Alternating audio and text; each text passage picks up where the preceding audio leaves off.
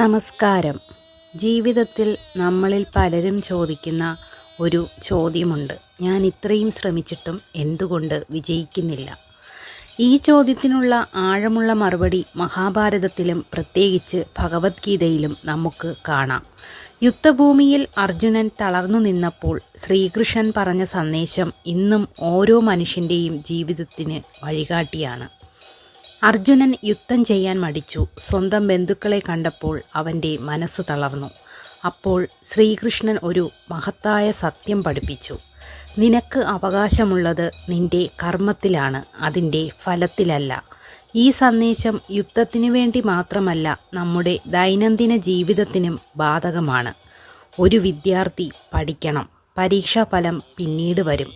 ഒരു കർഷകൻ വിത്ത് വിതയ്ക്കണം, മഴയും വിളവും അവൻ്റെ നിയന്ത്രണത്തിലല്ല.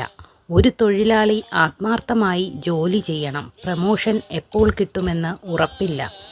നമ്മുടെ സമാധാനം നഷ്ടമാകുന്നത് പലപ്പോഴും ഫലത്തെക്കുറിച്ചുള്ള അമിതമായ ആശങ്ക കൊണ്ടാണ്. ഇന്നത്തെ ലോകത്ത് പലരും മറ്റുള്ളവരുടെ വിജയവുമായി സ്വന്തം ജീവിതത്തെ താരതമ്യം ചെയ്യുന്നു. അതിലൂടെ നിരാശയും അസ്വസ്ഥതയും വളരുന്നു. പക്ഷേ മഹാഭാരതം നമ്മെ പഠിപ്പിക്കുന്നത് മറ്റൊന്നാണ്. ഓരോ ദിവസവും നമ്മുടെ കർത്തവ്യം സത്യസന്ധമായി ചെയ്യുക, നല്ല മനസ്സോടെ പ്രവർത്തിക്കുക. ഫലം സമയമായപ്പോൾ വരും. ഫലം വൈകിയാലും ആത്മാർത്ഥമായ കർമ്മം ഒരിക്കലും പാഴാകില്ല. ക്ഷമയും സ്ഥിരതയുമുള്ളവരാണ് ദീർഘകാല വിജയത്തിലേക്ക് എത്തുന്നത്. ഇന്ന് നമുക്ക് ഒരു തീരുമാനമെടുക്കാം.